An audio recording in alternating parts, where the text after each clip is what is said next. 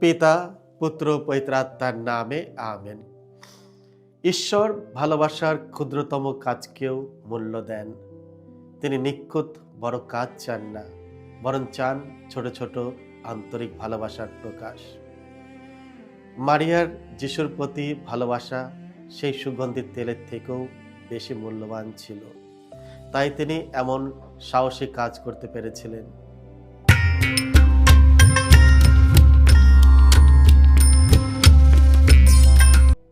খ্রিস্টতে আমার পরম প্রিয়জনেরা, আজ মার্চ মাসের 30 তারিখ, পূর্ণ সপ্তাহ, সোমবার।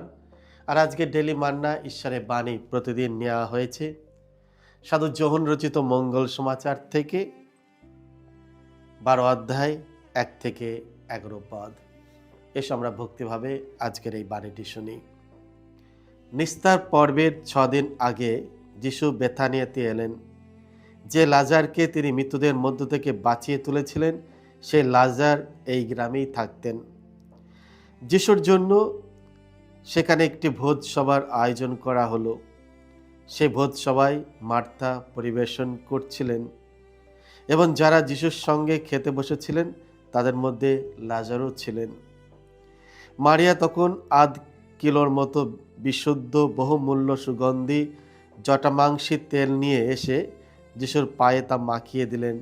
তারপর নিজের মাথার চুল দিয়েই তার পা দুটি মুছিয়ে দিলেন।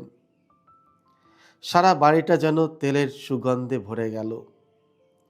তখন শিষ্যদের অন্যতম সেই যুদা ইস্কারিয়ত, যিনি পরে যিশুকে শত্রুর হাতে তুলে দিয়েছিলেন, তিনি বলে উঠলেন, এই সুগন্ধির তেল বরং 300 রূপোর টাকায় বিক্রি করে দিয়ে টাকাটা গরিবদের দেয়া হলো না কেন? যোধা যে গরিবদের জন্য ভেবেই এই কথা বলেছিলেন তা নয়। আসলে তিনি ছিলেন চোর। টাকার থলিটা তার কাছেই থাকতো, আর তার মধ্যে যা রাখা হতো তিনি তা লুকিয়ে নিয়ে নিতেন। যিশু তখন বললেন, ওকে ছেড়ে দাও। এই সুগন্ধি তেল ও আমার সমাধি দিনটির জন্য এইভাবে রেখে দিক। গরিব লোকদের তোমরা তো সবসময় কাছেই পাচ্ছ, কিন্তু আমাকে তো সবসময় কাছে পাবে না। এই সময়ে ইহুদিদের মধ্যে অনেকেই জানতে পারল যে তিনি বেথানিয়াতে রয়েছেন। তাই তারা সেখানে আসতে লাগলো। শুধু যিশুর জন্যই নয়, তারা সেই লাজারকেও দেখতে চেয়েছিল, যাকে যিশু মৃতদের মধ্য থেকে বাঁচিয়ে তুলেছিলেন। তখন প্রধান যাজকেরা ঠিক করলেন যে লাজারকেও তারা মেরে ফেলবেন, কারণ তারই জন্যে অনেক ইহুদি তাদের ছেড়ে যিশুর প্রতি বিশ্বাসী হয়ে উঠেছিল। এই হলো প্রভু যিশুর মঙ্গল সমাচার। প্রভু যিশু তোমার মহিমা প্রচারিত হোক। ভালোবাসা বানাম লোভ। খ্রিস্ট আমার পরম প্রিয়জনেরা, আজকের পবিত্র মঙ্গল সমাচারে আমরা দুই বিপরীত চরিত্র দেখি। একদিকে বেথানিয়া মারিয়া, যিনি মার্থা ও লাজারুসের বোন, আর অন্যদিকে পেরেদ্দুত জুদাস ইস্কারিয়াত। যিশু তার বন্ধু লাজারুস, মারিয়া ও মার্থার বাড়িতে ভোজে আমন্ত্রিত ছিলেন। ভোজ চলাকালীন মারিয়া দামি সুগন্ধি তেল দিয়ে যিশুর পা অভিষেক করেন, কিন্তু জুদাস এটিকে অপচয় বলে মনে করে আফসোস প্রকাশ করলেন। বললেন, এই তেল বিক্রি করে দরিদ্রদের দেয়া যেত। মারিয়ার কাজ তার যিশুর প্রতি ভালোবাসাকে প্রকাশ করল, আর জুদাসের প্রতিক্রিয়া তার লোভকে প্রকাশ করল। মারিয়ার এই কাজ ছিল আন্তরিক ভক্তির প্রকাশ, আর জুদাসের কথাগুলো ছিল দরিদ্রদের প্রতি ভান করা সহানুভূতি।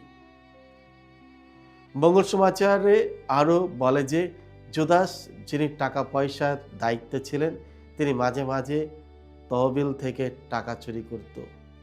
সুতরাং আগাগোড়া থেকে জুদাসের টাকা পয়সার দিকে একটু লোভ ছিল। ভালোবাসা অন্যের মঙ্গল চায়, আর লোভ শুধু নিজের লাভ চায়।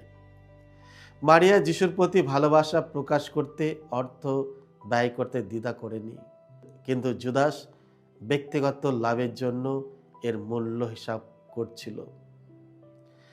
যিশু মারিয়ার কাজকে ভালোবাসার কাজ হিসাবে দেখেছিলেন, আর জুদাস এটিকে অর্থের অপচয় বলে মনে করেছিল।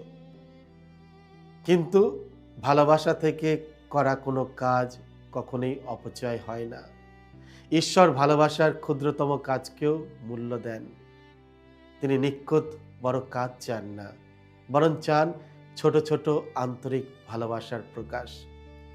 মারিয়ার যিশুর প্রতি ভালোবাসার সেই সুগন্ধি তেলের থেকেও বেশি মূল্যবান ছিল। তাই তিনি এমন সাহসী কাজ করতে পেরেছিলেন।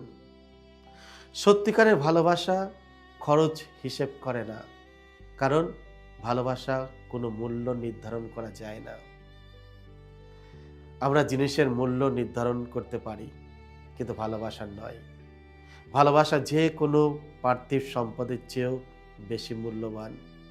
মারিয়ার যিশুর পায়ে তেল দিয়ে অভিষেক করা ছিল তার অন্তরে গভীর ভালোবাসার বাহ্যিক প্রকাশ।